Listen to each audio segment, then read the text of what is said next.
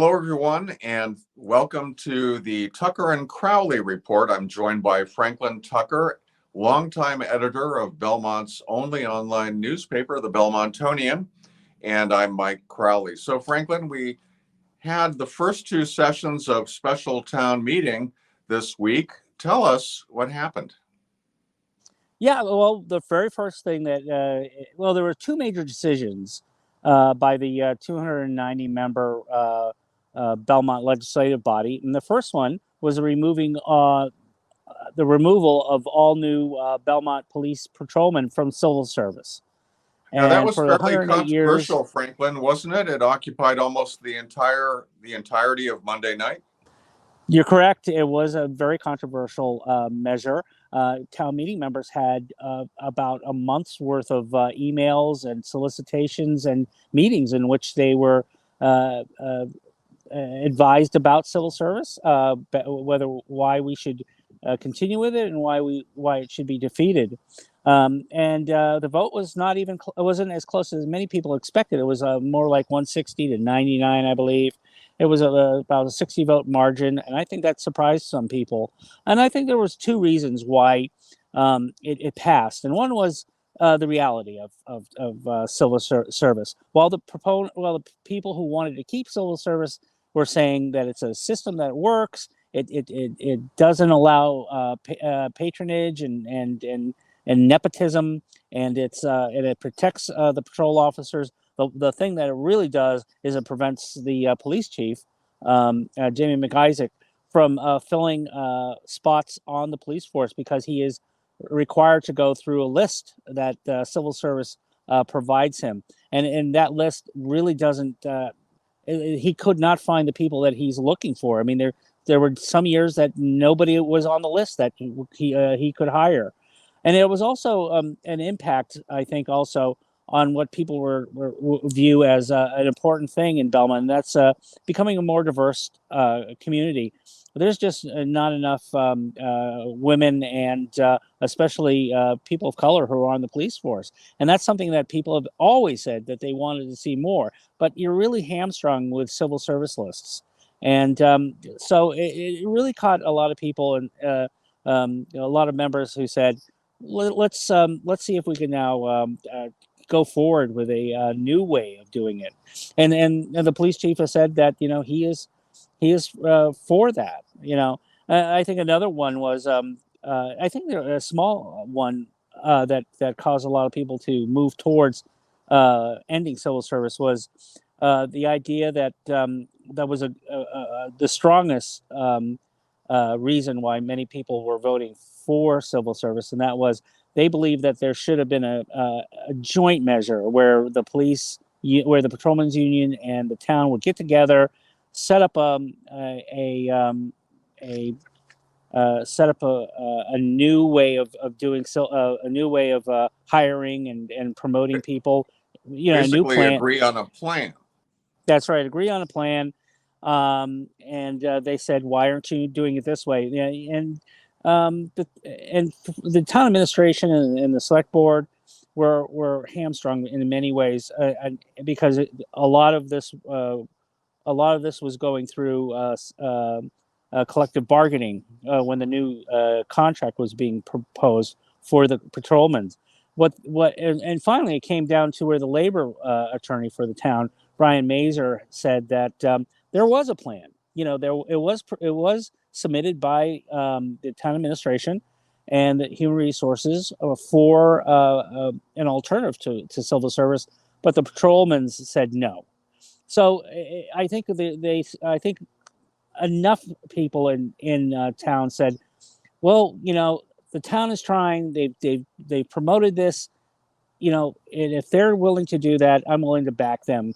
There was a funny moment during that portion of town meeting, and that was when Mark Polillo, who is one of the select board members, longtime select board members, it was very passionate about leaving civil service. He said, "You know what you have to do? You have to trust us," and that got a good laugh from the people in at town meeting. But in the end, they did trust them. They did trust the select board to do the right thing. Okay, so this is civil service for police. It's on its way out. Franklin, what are the next steps? Doesn't the town still have to petition the state legislature? Not in hiring, so that means Jamie McIsaac, our police chief, can go out and actually he could have done it the next day. He could have Okay. gone out and looked and set up a plan, but he wants to set up a plan. He wants to go do it a little slower and make sure that he has the people he wants, but he wants to have a plan that's not going to be controversial. So he's going to go out and talk to people and set up one that not only protects the patrolman, but also helps him hire a more diverse and just the correct number of police officers that we need. Okay, so Franklin, let's talk next about probably the next most discussed issue at our special town meeting, and this was a change in zoning bylaw affecting food service establishments. Now, what was that about? That's right. We no longer have restaurants and cafes and eateries. We have food service establishments. It basically allows let's call it restaurants, cafes, and small diners to, as of right, establish themselves in neighborhoods across the board, in business and in residential areas. So it's a way of promoting business. It's also a way of promoting restaurants, which are a great attraction for out-of-towners to come into town. It wasn't controversial at all, passed overwhelmingly. There were a few people who were but there was one moment where Roy Epstein promoted an amendment that would allow restaurants that are as high as that have 50 franchises or 50 buildings or 50 stores. So in other words, smallish chains. That's right, small chains like Tati, and Cafe Nero. They would not need to apply for a special permit, which is what they have to do now. There were a number of people who said these are chains. They have the money to do this, but I think the overriding belief was that let's be fair. Let's bring as many restaurants and eateries that we can into town and allow them to have the opportunity to just do as of right. Okay, so Franklin, the new rules should make it easier for let's call them restaurants or other food service establishments to be established in Belmont. And so this was widely viewed by town meeting members as well as proponents as something that would be helpful to enhancing Belmont's business climate. Anything that allows a greater participation and an easier. I think that was also one of the major things, and that was that it was deemed just difficult for businesses to come to Belmont, and there's a hope that this will be a way of reversing that trend. Okay, so possibly more eateries are in our future. Up next, Franklin, let's talk about some of the off-cycle Community Preservation Committee requests to special town meeting. That's right. Usually, Community Preservation Committee projects they come during spring, but these three were needed to come earlier, and they're off-cycle projects because they're needed now. They have to be done now. One is a retaining wall to shore up the retaining wall at the town hall, and that's because water is leaking in between it. And even now, it's just $160,000, but that is going to increase because it's a big project. Right now, they're just going to be looking at it. And I'll just mention, Franklin, that this is the retaining wall that supports the semicircle driveway in front of Town Hall. That's across the street from the police station. That's correct. What's the other one? So we also had we had design money for the new tunnel that will the new Alexander Avenue underpass, which is still in development. That's right, and that is something that's been something that has been around for 40 years. And finally, we've come to the point where the state is ready to spend a load of money to establish this portion of phase one of the transportation path that's going to go through Belmont, and uh, and it seems to be a go, right? But the reason why that money has to be spent now is because the Department of Transportation for the state changed their mind. They're going with a cheaper way of putting that tunnel in, and that will be during a 4-day period, possibly as soon as Thanksgiving week of 2025. So, but you have to have those designs ready. They have to scrap the old design, and that's why the money had to come in now. And the new tunneling method will reduce the disruption to the commuter rail line. That's right. It'll take 4 days basically, and Yeah. it won't take the weeks of delays that would the older design was, which was digging under the current berm that supports the rails. Okay, and then there was another request for, I believe, $160,000 of repair work to the school administration building roof. That's right. It's leaking, and it's going into the superintendent's room.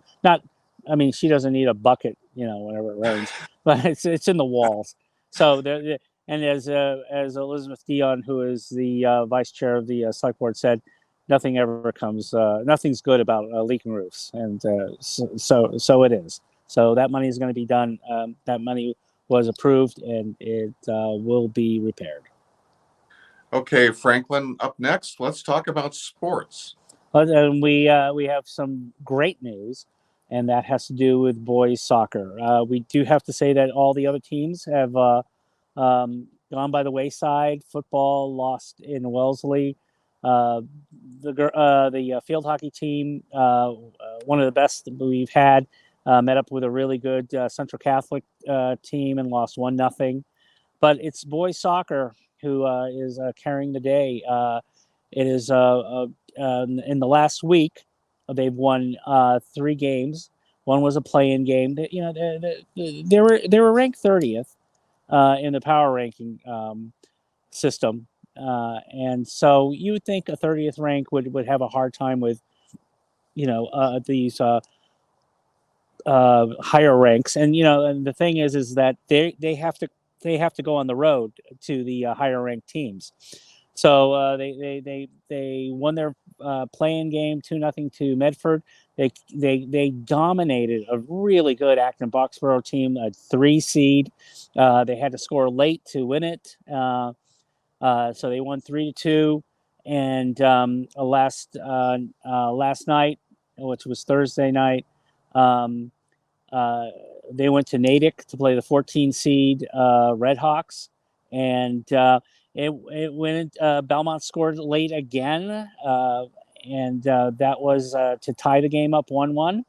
And they couldn't, and no one could score in the 2 overtime, so it went into penalty shootout, which is just the worst way to end the game. So 5 players from each team has to kick a penalty shot against the goalie. Belmont went down. I believe it was 2-1. Our goaltender missed his shot at the goal, but then the goaltender saved 2 in a row, and finally Belmont won it on a great shot, and it was a wonderful occasion. We all cheered, and now Belmont will be going to Winchester for the quarterfinals in the States. Winchester is a Middlesex League challenger, and so they'll be playing for the 3rd time against Winchester at Winchester. We've lost both times to Winchester, so it's going to be a great game. They've been playing really just wonderful soccer. The first game, they're against Acton Boxborough. They played a really beautiful game of bringing the ball up from the back and switching sides and being hard on defense. But last night, in a very cold game, it was just all grit. It was just like it was just like two heavyweights going at each other. It was a great game to watch. All right, so we'll be waiting to see that Winchester game. Thank you, Franklin. You can find more of Franklin's reporting at belmontonian.com. Be sure to watch us next time, and we will see you then.